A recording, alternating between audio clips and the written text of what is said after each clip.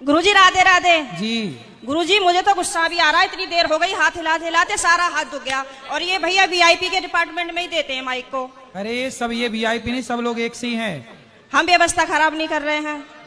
तुम्हें शिकायत ही करनी है, प्रश्न करना है तो बताओ। हाँ गुरुजी, मेरा ये प्रश्न है कि हमें भगवान का कौन सा नाम जपना चाहिए जिससे भगवान ज्यादा प्रसन्न हो जाए। हाँ, क्या करोगी ज्यादा प्रसन्न करके? जैसे राधे राधे बोले या राधा राधा बोले या जय श्री राम बोले या श्रीमन नारायण बोले। राधे राधे बोलते हैं तो ये लगता है कि कहीं श्री राम नाराज ना हो जाए, श्री राम बोलते हैं तो कहीं ऐसा लगता है कि कृष्ण कन्हैया नाराज ना हो जाए। अब करें तो करें क्या, हमें तो सारे भगवान के नाम भी नहीं पता। सर आप ही बताइए हम क्या करें। कितने भगवान होते हैं? 33 करोड़। किसने बोला ऐसा? ऐसा ही बोला है कि 33 करोड़ देवी देवता होते हैं। कौन बोल रहा था ऐसे? ऐसा ही सुनते 33 आए। करोड़ देवी देवता होते हैं, तो देवी देवता और भगवान में अंतर है कि नहीं? देवता और भगवान ये एक ही है कि अलग अलग हैं? आप बताओ गुरुजी, हमें जानकारी नहीं है। देवता अलग होते हैं, देवताओं के राजा इंद्र हैं जी। देवता अलग हैं और भगवान अलग हैं। देवता 33 कोटि होते हैं, मीन्स 33 प्रकार के कह सकते हो या करोड़ कह सकते हो, लेकिन भगवान एक होते हैं। भगवान कितने होते हैं? एक। अच्छा ये बताओ, आप एक ही हो ना? जी। आपके पिताजी आपको क्या कहते हैं? बेटी। और भाई बहन। शादी हो गई? हाँ जी। पति क्या बोलते हैं? पति तो गाली दे के ही बोलते हैं। क्या गाली दे के बोलते हैं? वो तो ऐसे ही बोलते हैं, बस अब गाली मैं दे नहीं सकती ना सबके सामने। तो गाली के आगे क्या बोलते हैं आपको? प्रिय बोलते हैं, पत्नी बोलते हैं, क्या बोलते हैं? कुछ नहीं सर, डायरेक्ट। ठीक है, तो आप शिकायत बहुत करती हो ना, इसलिए गाली देते हैं। अच्छा ये बताओ, आपका बेटा है? मेरे 2 बेटे हैं। क्या बोलते हैं वो आपको? मम्मी। माँ बोलते हैं ना? हाँ जी। अब आप एक हो ना? हाँ लेकिन जी। आपके पिता आपको बेटी बोलते हैं, भाई बहन बोलता है, पति पत्नी कहता है और बेटा माँ कहता है। आप एक ही हो ना? हाँ जी। लेकिन 4 रूप हो गए कि नहीं आपके? हाँ जी।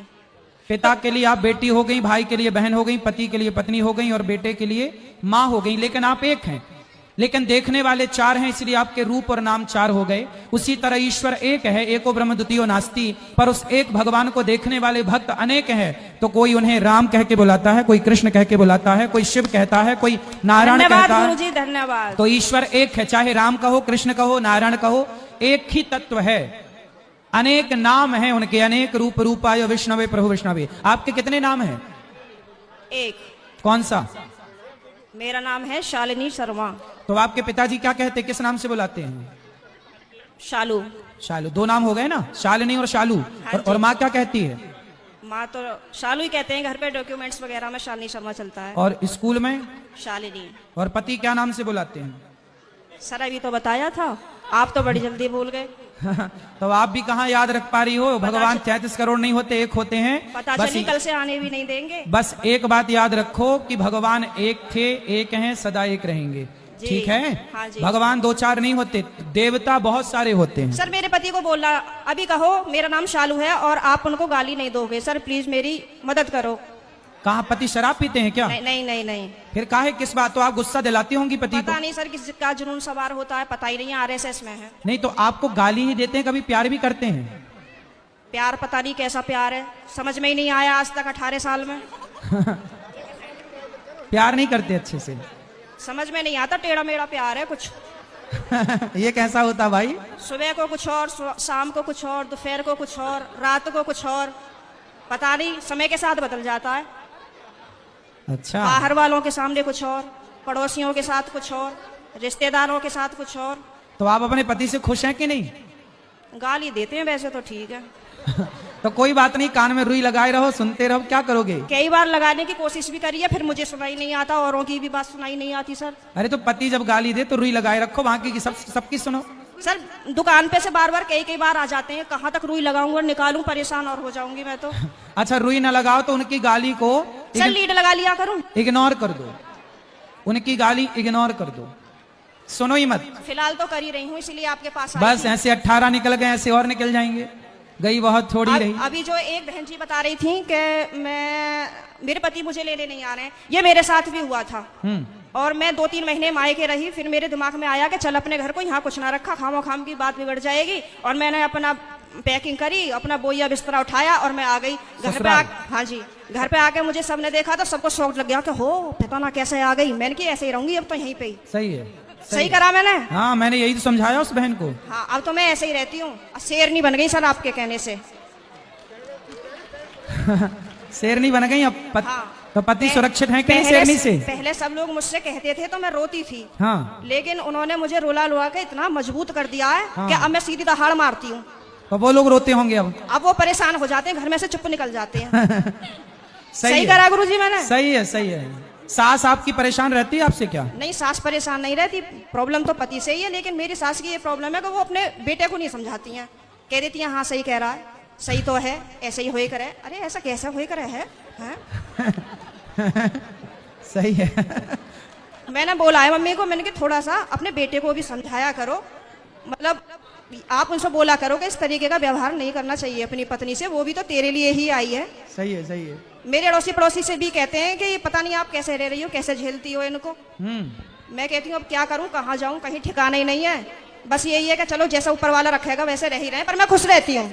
ठीक है। भागवत में जाती हूँ, खाटू श्याम के प्रोग्राम तो मैं कहीं के भी नहीं छोड़ती। पति जाने देते हैं? मेरे घर वाले तो यूं कहते हैं वैसे तो घर में दंगा रखती है, वैसा भागवत और उसमें जाती है।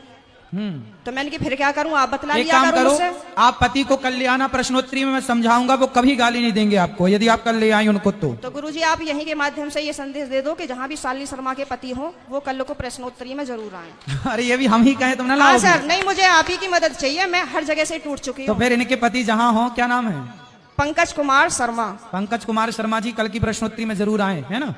उनकी पत्नी बहुत दुखी है और उनको गाली ना दें, हम समझाएंगे आपको। बिल्कुल हम समझाएंगे। गाली ना दें अपनी पत्नी को। सही है। धन्यवाद गुरुजी, मैं बहुत खुश हूँ। कल मैं कलश यात्रा में नहीं गई थी, किसी ट्रेजेडी होने की वजह से मुझे वहां जाना पड़ा। लेकिन मैं पूरी रात इतनी परेशान रही और मैं आज 2 बजे ही आके बैठ गई, यहाँ से आपको देखती रही। मैंने कब आएंगे कब आएंगे कब आएंगे, और अभी भी मेरा कोई जाने का मन नहीं है। अगर आप रात को यहीं रुको तो मैं भी रुक जाऊंगी। ठीक है, क्या करूं मैं? अभी तो आपको पति की जरूरत है, पति के पास जाइए मैं तो और कमरे में पति को कल जरूर लेके आइए। मैं कमरे में अपने आप को बंद करके और आप ही का देखती रहती हूँ। मेरे पति जैसे सुन लेते हैं ना कि जंगले में से फिर लगी पड़ी है, तो कहेंगे हो वैसे तो बड़ी पुजारन हो रही है, वैसे हमसे पूरे दिन रात ऐसी मारा है हमारी। अब मैं क्या करूं भाई? वैसे प्रेमानंद जी को सुनती है, कभी अनिरुद्धाचार्य जी को सुनती है, बाबा आएंगे यहाँ पे करने के लिए तेरा उद्धार। मैंने कहा हाँ मेरा तो ये उद्धार करेंगे। मैंने कहा आप बतला लिया करो तो मुझसे। तो पति बात नहीं करते आपसे? पता नहीं, समझ में नहीं आई आज तक बातें।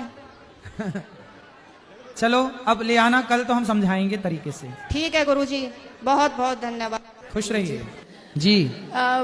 गुरुजी क्या होता है ना, लाइफ में आप कुछ अचीव करते हो, अपने गोल्स बनाते हो और अचीव करने के बाद फिर वो थोड़े दिन रहता है, उसके बाद फिर आपकी और इच्छाएं बढ़ जाती हैं। जैसे कि फॉर एग्जाम्पल मेरे को बचपन से था कि मुझे एक फेंडी का चश्मा चाहिए। मैं दुबई गई, मैंने वो खरीदा और फिर वो नॉर्मल है। तो ऐसे ही करियर में भी चलता है। तो अपने अंदर वो सेटिस्फैक्शन लाने के लिए कि आप जितना है उतना भी इनफ ही है, उसके लिए आप कुछ बताइए जो हम प्रैक्टिस कर सके लाइफ में। ऐसा है, पहले दौड़ लो,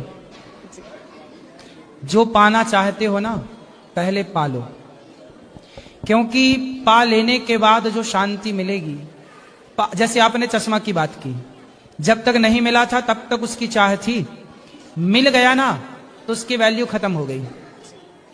ऐसे ही है संसार में, जब तक जो चीज नहीं मिलती तब तक ही उसकी कदर होती है। मिल जाने के बाद वो मिट्टी है, ना मिले तो सोना और मिल जाए तो माटी, यही है। इसलिए आप जीवन में जो पाना चाहते हैं, हम तो भगवान से प्रार्थना करेंगे कि आप इतने सफल बने कि सब कुछ पाओ, और पाने के बाद कहीं अटैच मत हो जाना। ये याद रखना कि ये जो आपका शरीर है, ये जो आपका जीवन है, ये जीवन हम सबके लिए ना बहुत कम समय के लिए मिला है। हमारी और आपकी आयु लगभग 100 वर्ष की है, लगभग। लंबा 100 तो नहीं जिएंगे, लेकिन 80 तो फिर भी मान के चलो। तो हम सब की आयु लगभग 100 वर्ष की है। इसमें से बहुत सारे वर्ष हम लोगों के जा चुके हैं।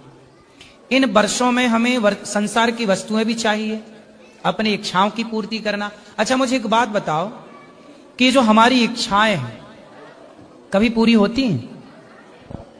मिलने के बाद भी, प्राप्त होने के बाद भी, नहीं, फिर आप और उससे ऊपर की चीज सोच। और नया आ जाता है। इसका मतलब है ये इच्छाएं जो है ना कभी ना पूरी होंगी। रावण की लंका सोने की थी, उसकी इच्छाएं पूरी ना हो सकी जो सोने की लंका में रहता था।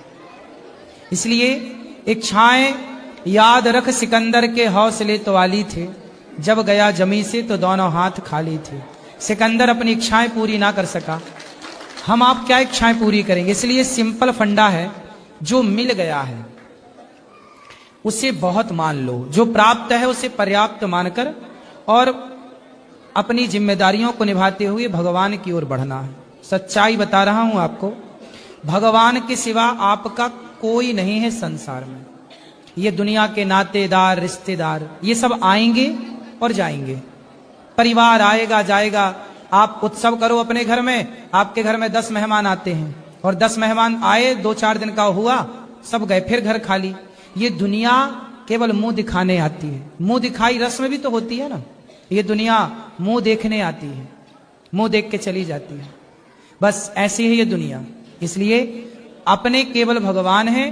पैसे कमाओ, काम करो, खुश रहो, जिंदगी में जो चाह है उसे पूरी भी करो, लेकिन ये मानो कि हमारा संबंध भगवान से है और किसी से नहीं। हमें वहां चलना है, वहां ईश्वर के पास जाना है। ये संसार अपना नहीं है। ये मान करके भगवान से संबंध मजबूत रखो और संसार के व्यवहार को निभाते रहो और जितना मिला है उसमें संतुष्ट रहो। आपने जो साड़ी पहनी है, ये जो पहना साड़ी है क्या है? नहीं, सूट है। सूट है। ये सूट कितने का है? पता नहीं। फिर भी 1000, 2000, 10,000, 20,000, हाँ, ऐसे ही कुछ। हाँ जी, तो 5,000 का। उसके आसपास। सुनो सुनो सुनो, चुप रहो। ऐसा है कि जो सूट आपने पहना है, ये सूट जो है ये 5, माना कि 2000 का सूट है आपका। ये 2000 का सूट आपना भी 1 साल और पहनना। 1 साल पहनने के बाद आप किसी को देने चाहोगे ना तो लेने वाले बहुत मिल जाएंगे, भाई हमें दे दो, हमें दे दो, है ना। मतलब आपका उतारा हुआ कपड़ा लेने वालों की लाइन लगी है। इसका मतलब उन लोगों से आप बहुत बेहतर हैं, जिन लोगों के पास देखने को आंख नहीं है, जिन लोगों के पास चलने का पांव नहीं है, जिन लोगों के पास सुनने के लिए कान नहीं है, जिनके पास बोलने की वाणी नहीं, आप बोल पा रही हो। बहुत लोग हैं जो गूंगे हैं। इसलिए खुश होना है तो आप ये मान के खुश होइए कि भगवान ने हमें देखने को आंखें दी, चलने को पांव दिया। वाह, हम नाच सकते हैं, हम इन हाथों से किसी की सेवा कर सकते हैं, कानों से कथा सुन सकते हैं, आंखों से भगवान को देख सकते हैं, वाणी से बढ़िया भजन गा सकते हैं। जो मिला है ना वो बहुत है, बहुत है। मतलब इतना सोचिए, कुत्ते के पास 84 लाख योनियां हैं। 84 लाख योनियों में केवल आप हैं, मीन्स मनुष्य है, जिसके पास सब कुछ दिया है ईश्वर ने, है ना। कुत्ते के पास कुछ भी तो नहीं है लगभग। बिल्ली के पास क्या है? ना खाने की व्यवस्था है, ना रहने की व्यवस्था है, ना वो बच्चों से आपकी तरह लाड़ लड़ा सकती है। वो अपने तरीके से करती होगी सब कार्य। वो बच्चे को लेके भागती है तो मुंह से दबा के भागती है। आप अपने बच्चे को हाथ में गोद में उठा के चलते हैं। 84 लाख योनियां हैं। बंदर देखो ठंडी में मरते रहते हैं, बारिश में भीगते रहते हैं। हम लोग तो रजाई ओढ़ लेते हैं सर्दी में, छाता लगा लेते हैं गर्मी में, बारिश में। कुल मिला के भी ईश्वर ने हम लोगों पर बड़ी कृपा की कि 84 लाख योनियों से निकालकर मनुष्य का शरीर दिया। इसलिए जो है ना वो औरों की अपेक्षा बहुत है। ईश्वर का केवल धन्यवाद। बच्चा हो ना हो, कहते हैं ना, पति कैसा भी हो, अंधा, लंगड़ा, बहरा, काना, खोरा, पत्नी कैसी भी हो, शादी के पहले देखो कि कैसी। शादी हो गई, विवाह हो गया, संबंध हो गया, फिर उसे निभाओ। बहुत पुरुष ऐसे हैं, बहुत स्त्रियां ऐसी हैं जिनके बच्चे नहीं हो रहे हैं और शादी के 60 साल हो गए, 70 साल हो गए, दोनों पति पत्नी साथ में है, बच्चा नहीं हुआ। बहुत लोग हैं। तो जिससे निभाना है वो निभा लेता है, जिससे नहीं निभाना उसे बहाना मिल जाता है कि तेरे बेटा नहीं हो रहा है, तेरे बेटा नहीं हो रहा है, हम दूसरा कर लेंगे। तो रिश्ते प्रेम से चलते हैं, विश्वास से चलते हैं। इसलिए विवाह करने के पहले हम सबको मेडिकल जरूर करा लेना चाहिए। आज की रिक्वायरमेंट बोल रहा हूं मैं जी। मैं भी इसी वजह से मैंने आपसे सवाल पूछा गुरु जी। आज की रिक्वायरमेंट में बोल रहा हूं कि विवाह के पहले एक रिपोर्ट लड़की की और एक रिपोर्ट लड़के की, पूरा बॉडी चेकअप होता था। मेरी माँ लाखों करोड़ों खर्च करते ना शादी में, ये रिपोर्ट 10, 15, 20 हजार रुपए में सारा चेकअप हो जाता है ना। ये सब देखो क्या क्या चेक करना चाहिए, कोई विशेष बीमारी तो नहीं है लड़की या लड़के में, पहला। दूसरा, लड़की या लड़के में नपुंसकता तो नहीं है, दूसरा, क्योंकि ये केस एक बार भोपाल में मेरे जानने वाले हैं, उनके साथ हो गया। उनकी लड़की थी एक, देखिए एक लड़की थी और बहुत अमीर थे वो, और उन्होंने विवाह, लड़की एक थी या दो थी, एक के बारे में मुझे पता है, दो रही होंगी भगवान जाने। एक लड़की थी, वो बहुत पैसे वाले थे, उन्होंने अपनी बेटी का विवाह कर दिया। जब विवाह किया, बेटी भी बहुत सुंदर थी और बेटी भी बहुत योग्य थी, पढ़ी लिखी थी। जब विवाह किया तो पता चला विवाह के बाद कि वो जो पुरुष है जिसके साथ विवाह हुआ, वो आदमी वो नपुंसक है। जैसे स्त्रीलिंग, पुरलिंग, नपुंसक लिंग, वो नपुंसक था। अब तो लड़की के बाप को अटैक आ गया कि भाई इतनी बड़ी गलती कैसे हो गई, और देखो दुनिया कितनी धोखेबाज है। उस लड़के के माँ बाप को तो पता था, तो पूछा गया कि भाई आपने क्यों नहीं बताया कि तुम्हारा बेटा नपुंसक है? अरे बोले शादी के बाद शायद सब ठीक हो जाता। अरे ये चीजें थोड़ी ठीक हो जाती हैं, लेकिन अब तो जिंदगी लड़की की हो गई। अब फिर दूसरा विवाह किया होगा उन्होंने, जैसे भी आगे की फिर मैंने कोई जानकारी नहीं मिली, इतनी तक जानकारी थी। इसलिए ये बात बिल्कुल सत्य है कि आज के हम आधुनिक युग में हैं, यदि सब सुविधाएं हैं तो विवाह के पहले हमें एक मेडिकल करा लेना चाहिए, लड़की का भी और लड़के का भी। ये सबसे बेस्ट समाधान है। गर्भाशय डैमेज तो नहीं है लड़की का, पुरुष के शरीर में किसी भी प्रकार की दिक्कत तो नहीं है, और आज बच्चा ना होने की जो सबसे बड़ी दिक्कतें हैं, मैंने कथा में कई बार कहा कि जो आप एल्यूमिनियम के बर्तन में भोजन करते हैं, किसमें? एल्यूमिनियम की कढ़ाई, एल्यूमिनियम का तपेला, एल्यूमिनियम की सब बर्तन, एल्यूमिनियम शरीर में शुक्राणुओं को मारता है। आप पुरुष का जो पुरुषत्व है, मर्द की जो मर्दानगी है, उस पर जाकर सीधा प्रहार करता है।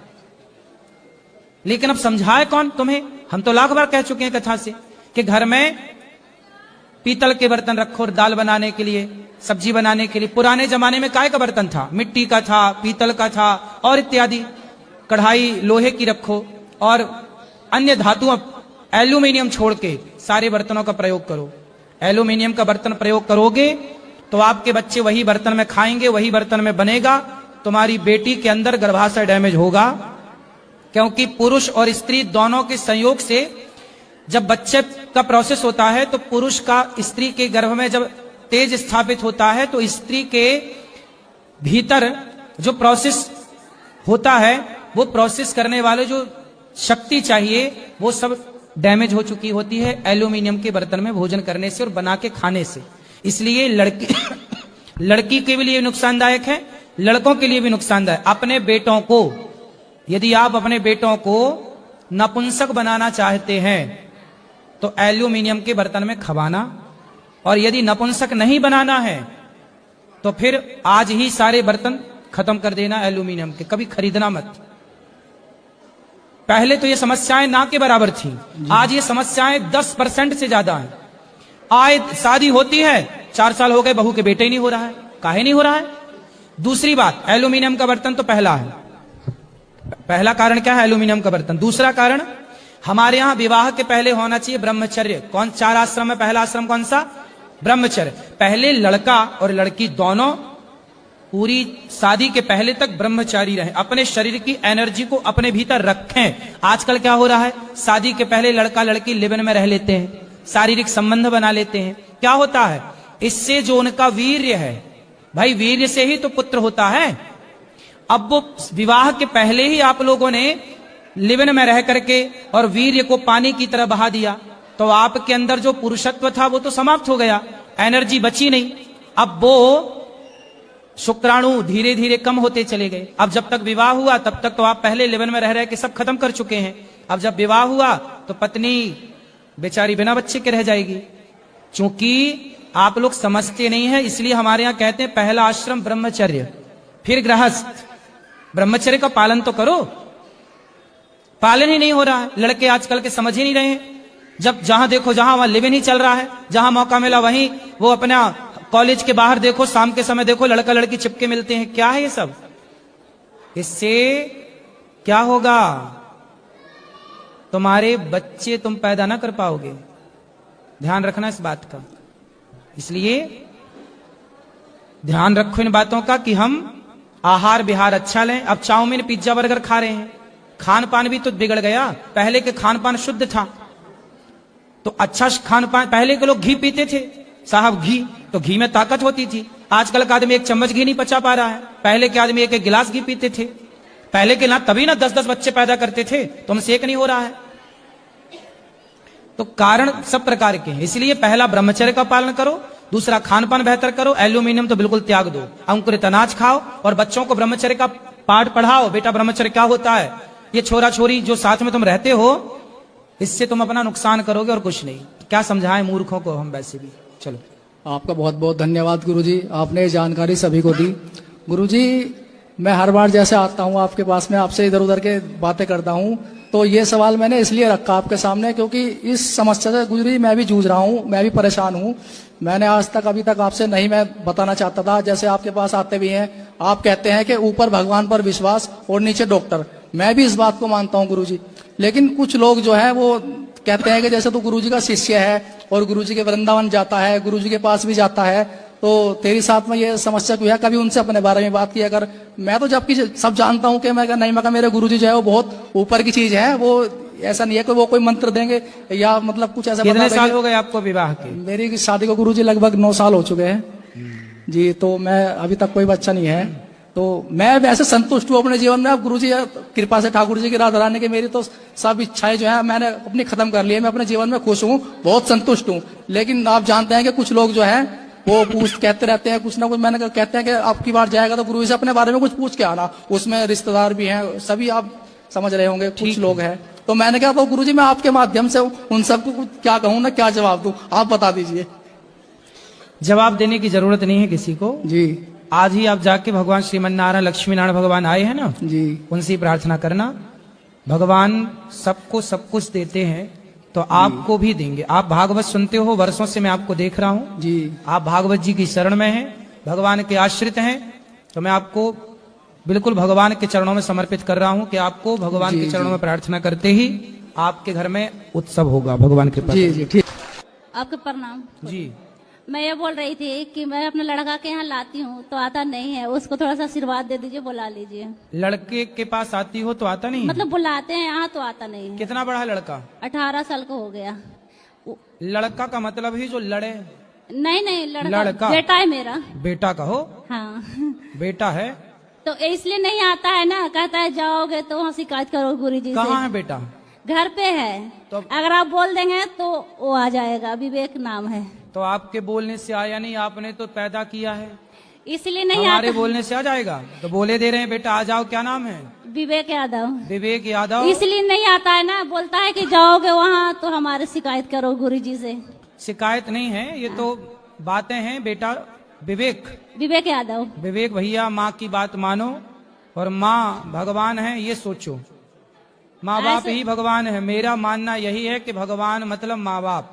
ऐसे ठीक है, वो मतलब हर एक चीज में थोड़ा सा लेट तक सो जाता है तो वही गुस्सा हो जाते हैं कि उठ जाओ जल्दी से पढ़ाई। मतलब वो छुट्टी बहुत कर लेता है स्कूल के और बोलता है मुझे आगे पढ़ना है। तो मैं बोलती हूँ कि आगे हम नहीं पढ़ाएंगे, तू इतना छुट्टी करता है फिर क्या पढ़ेगा। चलो कथा सुना, उसको लाया करो, सत्संग से जोड़ो। सुनता है, मानता भी है। वो पहले कह रहा था ना कि जैसे हम पहले मीट मछली खाते थे तो बोला कि मीट मछली छोड़ दोगे तब चलेंगे। तो बीच में हम 6 महीने अगली बार आना तो लेके आना, हम बात करेंगे। तो अब तो हम छोड़ दिए मतलब, लेकिन मेरे साथ फिर भी नहीं आया कि शिकायत करोगे जाकर। अब ले आना, आना बेटा। हम बात करेंगे। हमारे पड़ोसी के आशीर्वाद दे दीजिए। अच्छा, पड़ोसी को बहुत बहुत आशीर्वाद।